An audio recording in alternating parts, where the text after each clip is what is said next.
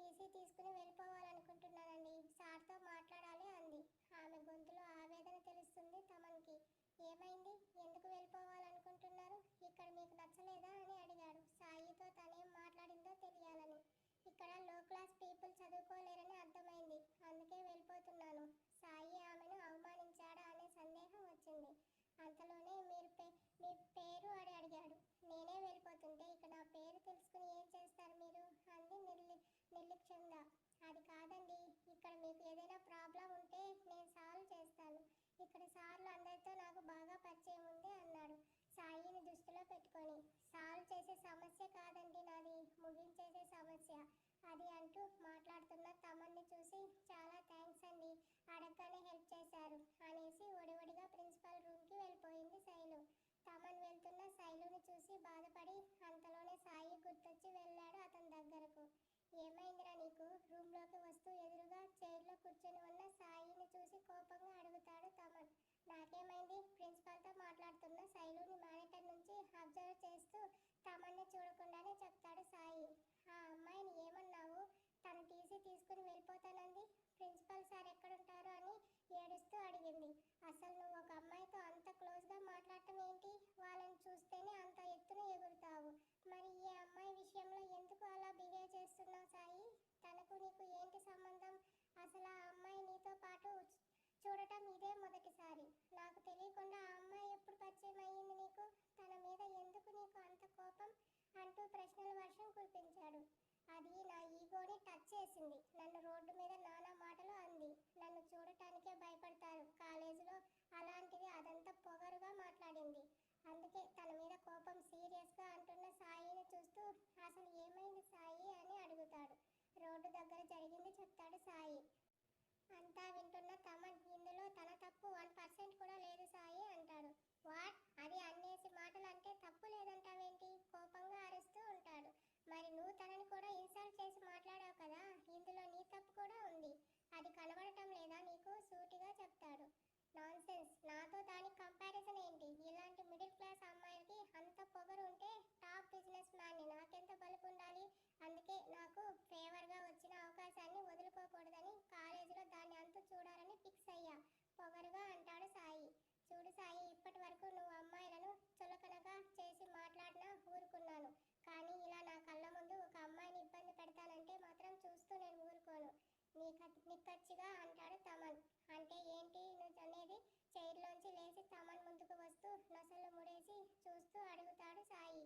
ఆ అమ్మాయిని నువ్వు ఏమన్నా అంటే నేను నీతో మాట్లాడను. అలా అంటే అయినా సాయి మళ్ళీ శైలజ అని ఏమనకుండా ఉంటాడని అనుకుంటూ కఠినంగా ఉంటున్నట్టు నటిస్తూ అంటాడు తమన్. వేసే అడుగుని అక్కడే ఆపేసి, అంటే నాకంటే ఆ అమ్మాయిని ఎక్కువ నీకు? తమన్ రియాక్షన్ని ఊహించలేని సాయి కోపంగా పిడికిలు బిగించి అంటాడు. ఎక్కువ అని కాదు, ఆ అమ్మాయి కారణంగా నీ విలువ తగ్గకూడదని నీ బెస్ట్ ఫ్రెండ్గా అడుగుతున్నాను. ఇవన్నీ వదిలేసే సాయి, నచ్చ చెప్తూ అంటున్న తమన్ని చూసి తన మీద ఎందుకు అంత ఇంట్రెస్ట్ నీకు? స్ట్రైట్గా అడుగుతాడు సాయి. ఆ మాటకి షాక్ అయినా చూస్తున్న తమన్ని చూసి ఇష్టపడుతున్నావా ఆ అమ్మాయిని? అందుకే నీ బెస్ట్ ఫ్రెండ్ అయిన నన్ను కూడా దూరం పెట్టాలని చూస్తున్నావా? తన కోసం నొసలు చిట్లిస్తూ అడిగాడు. రే, అలాంటిది ఏం లేదురా. తనని చూసిన ఫస్ట్ టైం తనతో నేను మాట్లాడిన మాట పిలుపు ఏంటో తెలుసా? సిస్టర్ అంట, బిక్కమోహం వేసుకుని చెప్తాడు తమన్. మరి ఇంకేంటి నీకు ఆ అమ్మాయితో? తను ఎలా పోతే నీకెందుకు? తమన్ ఆన్సర్ విని ముడివిడిన కనుబొమ్మలతో చూస్తూ నార్మల్గా అడుగుతాడు. సెకండ్లో మారిన సాయి ఎక్స్ప్రెషన్ చూసి అర్థం కాక అయోమయంగా ఉన్న తమన్ తేరుకొని సిస్టర్ అని పిలిచాను. అందుకే ఒక అన్నగా తనని నీ నుంచి కాపాడాలని అనుకుంటున్నా. తన స్టడీస్కి హెల్ప్ చేద్దాం అనుకుంటున్నా. నాకంటూ ఒక చెల్లెలు ఉంటే తనని నువ్వు ఇబ్బంది పెడితే చూస్తూ ఊరుకోను నేను. ఇది కూడా అంతే, క్లియర్గా చెప్పేశాడు శైలు జోలికి పోవద్దని.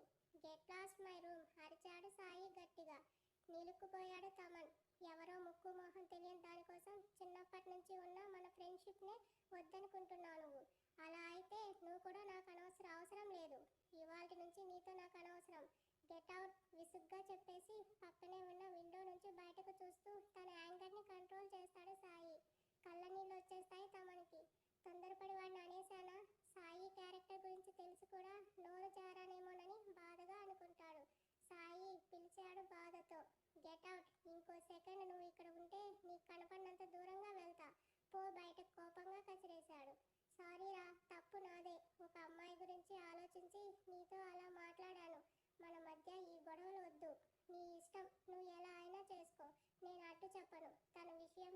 లో వాయిస్తో చెప్తాడు తమన్. అతని మాటలు వినిపించుకోకుండా విసురుగా బయటకు వెళ్ళిపోతాడు సాయి. కనీసం తమన్ మొహం కూడా చూడకుండా.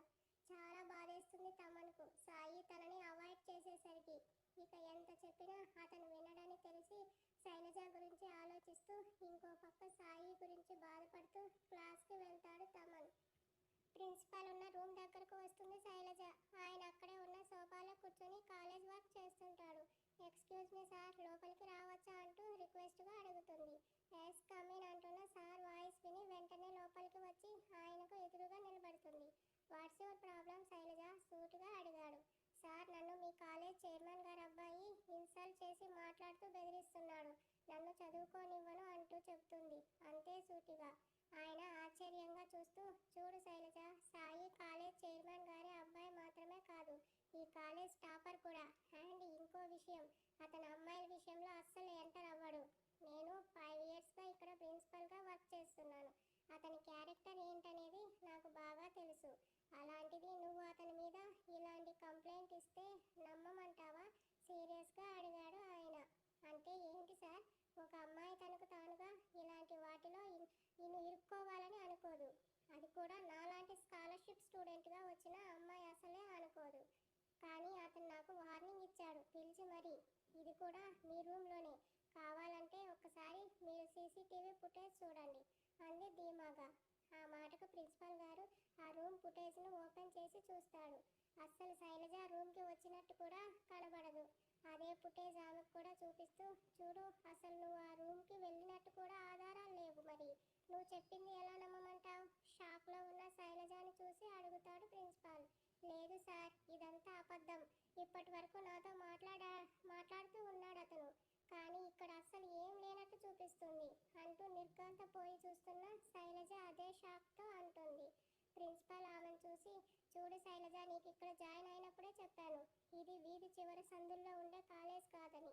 అసలు చైర్మన్ గారికి ఈ విషయం కానీ తెలిస్తే తన కొడుకు మీద కంప్లైంట్ చేస్తున్నావని, తర్వాత నీ పరిస్థితి ఏంటి ఒక్కసారి ఆలోచించు అంటాడు.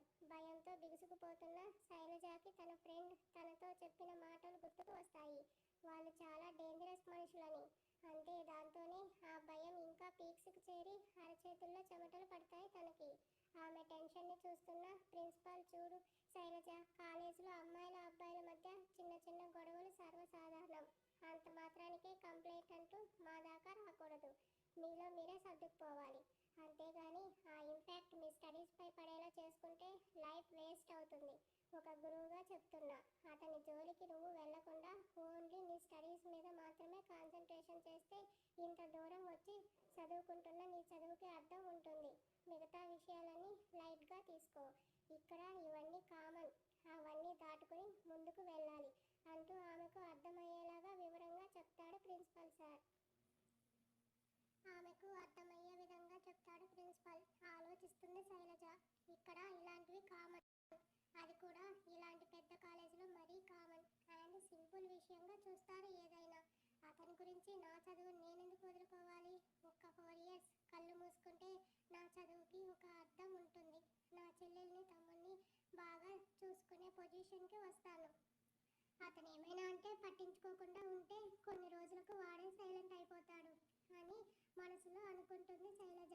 ఏం ఆలోచిస్తున్నావు శైలజ అంటాడు సార్. అలాగే సార్, మీరు చెప్పినట్టే ఇకపై అతను ఏమన్నా పట్టించుకోకుండా నా ఫోకస్ అంతా స్టడీస్ మీద పెడతాను అంది స్థిరంగా. గుడ్, ఇక నువ్వు మీ క్లాస్కి వెళ్ళొచ్చు అంటారు. ఓకే సార్ అంటూ బయటకు వచ్చేస్తుంది. అప్పటి వరకు అక్కడ వారి మాటలను ప్రిన్సిపల్ సార్ ఫోన్లో వింటున్న సాయి పెదవుల మీద ఒక sarcastic smile. Thank you principal అంటూ కనీసం రెస్పెక్ట్ కూడా ఇవ్వకుండా ఫోన్ కాల్ కట్ చేస్తాడు సాయి. కాలేజీలో ఇచ్చే హై శాలరీకి ఆశపడి తన కుటుంబం కోసం కొన్ని సంవత్సరాలుగా అక్కడే పనిచేస్తున్న ప్రిన్సిపాల్ ఏమీ మాట్లాడకుండా మౌనంగా ఉండిపోతూ మనసులో, వాళ్ళతో ఎందుకు ఈ అమ్మాయికి, చక్కగా చదువుకొని పోకుండా అని అనుకుంటూ తన రూమ్కి వెళ్ళిపోతాడు. ఫస్ట్ ఫ్లోర్లో ఆలోచిస్తూ స్టెప్స్ ఎక్కుతున్న శైలజకి ఎదురుగా అడ్డం వచ్చి నిలబడతాడు సాయి. తనకు అడ్డంగా వచ్చినది ఎవరో చూడని శైలజ దించిన తలతోనే పక్కగా వెళ్ళాలని సైడ్కు జరుగుతుంటే ఆమెను వెళ్ళనివ్వకుండా అడ్డం పడతాడు సాయి కన్నింగా నవ్వుతూ. చిరాకులో ఉన్న ఆమె తలెత్తి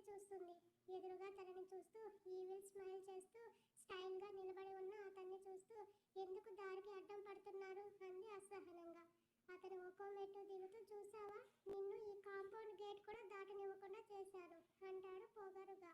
చివ్వున తలెత్తి ఉరిమి చూస్తుంది. ఏంటి ఆ చూపు? ఏమీ లేని నీకే అంత పొగరుంటే అన్నీ ఉన్న నాకెంత పొగరుండాలి? నన్ను అని ప్రశాంతంగా ఉంటానని అనుకుంటున్నావు కదా? నెవర్. అది అంత తేలిగ్గానే కాదు అంటూ శైలజకి వన్ స్టెప్ పైన ఉండి అంటాడు. అని అన్నీ ఉన్నాయి, సంస్కారం లేదు అని మనసులో అనుకుంటూ బయటకు మాత్రం ఏం సమాధానం చెప్పకుండా చూస్తూ ఉంటుంది. ఏంటి నోరు పడిపోయిందా? సైలెంట్ అయ్యా. ఇంతకు ముందు అంతలా ఎగిరెగిరి పడ్డా, ఇప్పుడేమైంది ఆ పొగరంతా? వెటకారంగా అంటాడు. కేవలం తన లైఫ్ గురించి ఆలోచిస్తూ ఊరుకుండిపోయింది. నీ వల్ల నా బెస్ట్ ఫ్రెండ్ని దూరం చేసుకున్నా. ఇన్నేళ్లలో ఎప్పుడూ లేనిది వాడు నా మీద సీరియస్ అయ్యాడు. నేను ఎప్పుడూ కోప్పడినది వాడిని ఒక్కడినే. అలాంటిది నీ కారణంగా తిట్టాను వాడిని. అన్నిటికీ కారణం నువ్వే అని మనసులో కచ్చాగా అనుకుంటూ నా మీద కంప్లైంట్ చేయడానికి వెళ్ళావు. ఏమైంది అని హేళన చేస్తూ అన్నాడు. పనికి మాలిన విషయంలో అనవసరంగా తల దూర్చొద్దు అని చెప్పి పంపించారు అంది అంతే వెటకారంగా. అచ్చా సరే, ఎలా పట్టించుకోకుండా ఉంటావో నేను చూస్తాను. శైలజ పక్కకు జరిగి వెళ్ళబోతుంటే ఆమె చెయ్యి పట్టుకుని వెనక్కి లాగి విసురుగా వెనక ఉన్న గోడ వైపు తోశాడు. బలంగా గోడకు తాకింది ఆమె. మాట్లాడుతుంటే వినకుండా వెళ్తున్నావు, పొగరా? కళ్ళెర్ర చేస్తూ అడిగి ఆమె ముందుకు వచ్చి దగ్గరగా నిలబడి అడిగాడు. డోంట్ టచ్ మీ అగైన్, కోపంగా చూస్తూ చెప్పింది. టచ్ చేస్తాను అగైన్ అండ్ అగైన్, అంతే గట్టిగా అరుస్తూ చెప్పాడు. చెప్పు తెగుతుంది తాకాలని చూస్తే. ఆ మాట కూడా పూర్తవక ముందే ఆమెను గోడకు ఫోర్స్గా అదిమి పెట్టి లిప్ లాక్ చేశాడు. షాక్ అయిపోతూ తేరుకొని వదలమని తోస్తుంది అతన్ని. డీప్గా లిప్స్ని ఇంకా గట్టిగా లాక్ చేస్తూ ఆమె చేతులను తన చేతులతో గోడకు అదుము పెట్టాడు. ఆ అదమడంతోనే చేతికి ఉన్న గాజులు పగిలి గుచ్చుకొని లెక్కాడుతున్న శైలజ రిస్ట్ మీద. ఆమె పెదవులను స్ట్రాంగ్గా ముడేస్తున్న సాయి పెదవిని పంటితో కొరుకుతుంది. కోపంతో బాధతో గట్టిగా తమ వస్తున్న ఆపకుండా ఆమెను గాఢంగా ముద్దు పెట్టుకుంటున్నాడు. అతను విడిపించుకోవాలని శత విధాలా ప్రయత్నిస్తున్న శైలజకి అది అసాధ్యమని తెలిసేటప్పటికీ తన శ్వాస భారంగా మారిపోతుంది. ఊపిరి ఆడకపోతుంటే అతని చేతిపై గోళ్లతో గీరేస్తుంది. అతను ఏమీ చెయ్యలేని తన నిస్సహాయతకు తన మీద తనకే కోపం అసహనం వస్తాయి తనకి. ఆమెకు ఇంకా దగ్గరగా వచ్చి టాప్ టు బాటం టచ్ అయ్యేలా ముందుకు వచ్చి లాస్ట్గా డీప్గా ముద్దును తీవ్రతరం చేశాడు. ఊపిరాడక విలువెల్లాడుతోంది తను. కన్నీళ్లు ధారాపాతంగా కారిపోతున్నాయి చెంపలపై. ఆమె కన్నీళ్లు తగిలినా చెలించక వదలకుండా తీవ్రంగా ముద్దును కొనసాగిస్తున్నాడు. క్షణంలో ఆమె శ్వాస ఆగిపోతుందని ఊపిరి భారంగా తీస్తున్న ఆమె గుండెలు తనకు తాకుతుండడంతో ఒక్కసారిగా ఆమె పెదవులకు విముక్తి కలిగించి వదిలేశాడు తనని. గుండె పట్టుకొని కింద కూలబడిపోయింది. పోతుందనుకున్న ప్రాణం చివరి క్షణంలో వదిలినట్టయి ఊపిరి తీసుకుని గట్టిగా.